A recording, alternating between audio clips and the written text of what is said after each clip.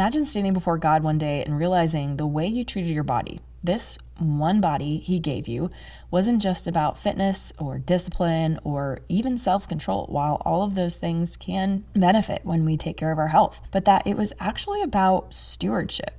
What if caring for your health wasn't just allowed as a Christian mom, but actually a form of needed worship? So many women feel tension here. We want to be good stewards, but we've been told that focusing on our health is selfish, vain, or even unnecessary when there are quote unquote more important things to do. But today we're unpacking why that's not just untrue, it's actually unhelpful and keeping us from serving the people we love the way that God designed us. Tune in today because by the end of this episode, you'll walk away with a biblical lens that frees you from the guilt and gives you permission to care for your body without the fear of selfishness. Let's go. Postpartum is hard. One second we feel like our bodies are miraculous, and the next we feel like we're a complete mess, out of touch with the strong, confident women we used to be. All while the fitness industry pressures us to bounce back as quickly as possible to a body that never looked like it was pregnant to begin with. That's why, whether we're 3 days postpartum or 3 years postpartum, we need the refreshing truth of gospel-focused fitness to give us energy for the physical challenges of motherhood, peace with our postpartum bodies, and kingdom-centered motivation to train for strength and stamina. So mama, whether you're sipping on cold coffee or folding 5-day-old laundry, I pray by listening every Monday, you become equipped, encouraged, and empowered for a strong motherhood, all for God's glory. This is the Strong After Birth podcast. Thanks for joining us.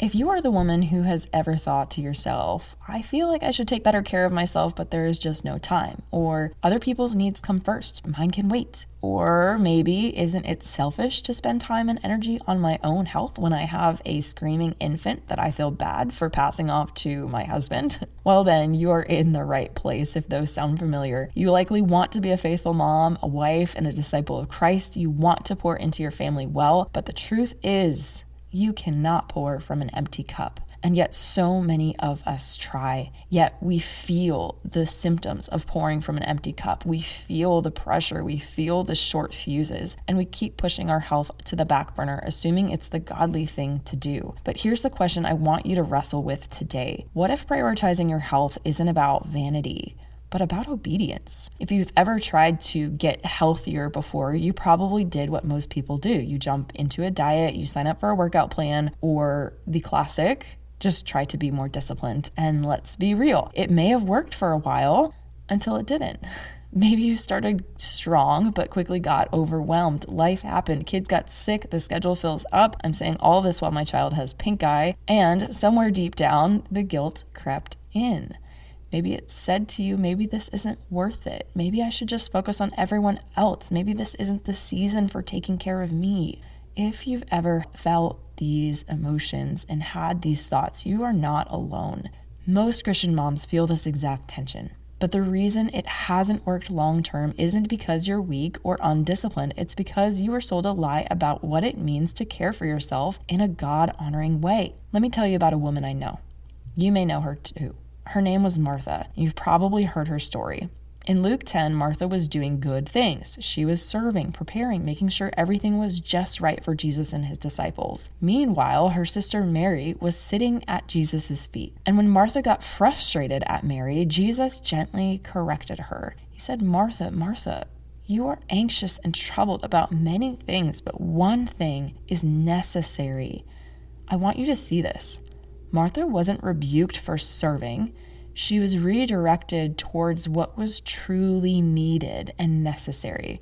Now, we can apply this to our own health. Your responsibilities are real. Your to-do list matters, but is it possible that, like Martha, you're missing the one thing that actually fuels everything else? Your health isn't just about how you look. It's about how you serve. Science backs this up too. Studies show that when you prioritize movement, nutrition, and rest, you actually have more energy, more patience, and more resilience as a woman. You show up with more joy. You are, quite literally, a better version of you yourself as a mom, wife, and friend when you care for your body. When you shift from guilt driven self-sacrifice to God-honoring stewardship, everything changes. You stop feeling depleted and start feeling energized. You show up more present and patient with your family, and you finally experience freedom and lightness from the guilt that's been keeping you stuck. That little voice in the back of your head that's been on repeat. How do I know? Because I've played that tune too. But more than that, you start trusting that God designed you to flourish. He designed your body, mind, and spirit to grow and to adapt. And you realize that when you care for your health, you're not stealing from your family, you're investing in them. Okay, let's make this really practical. Grab a pen and paper here. If you're ready to start prioritizing your health without guilt, here are 3 small shifts you can make this week. The first is to reframe your mindset. Every time you feel guilty about taking time for your health, 5 minutes, 10 minutes, 15 minutes, whatever it is, I want you to remind yourself, my body is a tool for God's work. I care for it so I can serve well. Write down 1 Corinthians 6:19-20 somewhere as a visible daily reminder that your body is a temple. Number 2 is to start with one keystone habit. Instead of overhauling your life, 75 hard, pick one small change, a daily walk, perhaps a glass of water before you drink coffee, maybe stretching before bed, maybe 10 minutes of strength work. Stewardship starts small and let it build up like a snowball. Number 3 is to pray over your health. Now, I know this sounds perhaps Christianese, and if it does, I'm sorry, but it is okay. It's so valuable when we bring God into our struggles, and why would we not? Because He's the solution to them. I want you to ask God to renew your mind and release the guilt. Pray, Lord, help me to see my health as a gift to steward, not a burden to carry.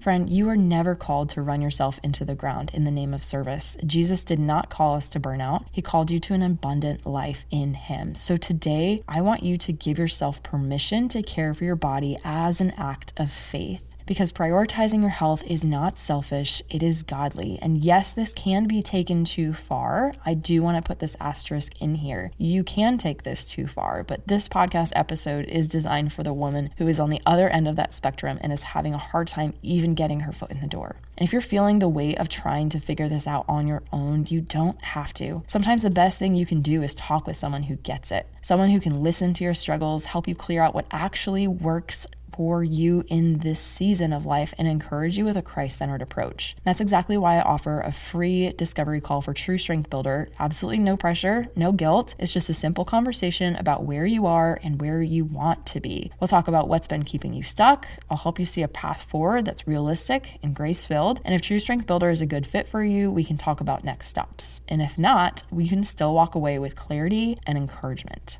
This has been extremely powerful for the women who have already taken advantage of it. It is completely free, and I believe that you deserve to take this time for yourself. So if you are ready to stop second guessing and start feeling strong in body, mind, and faith, then let's chat. Click the link in the show notes to book your free call. I would love to walk alongside you in this journey. Until next time, friends, stay strong. All the love, Coach Laura.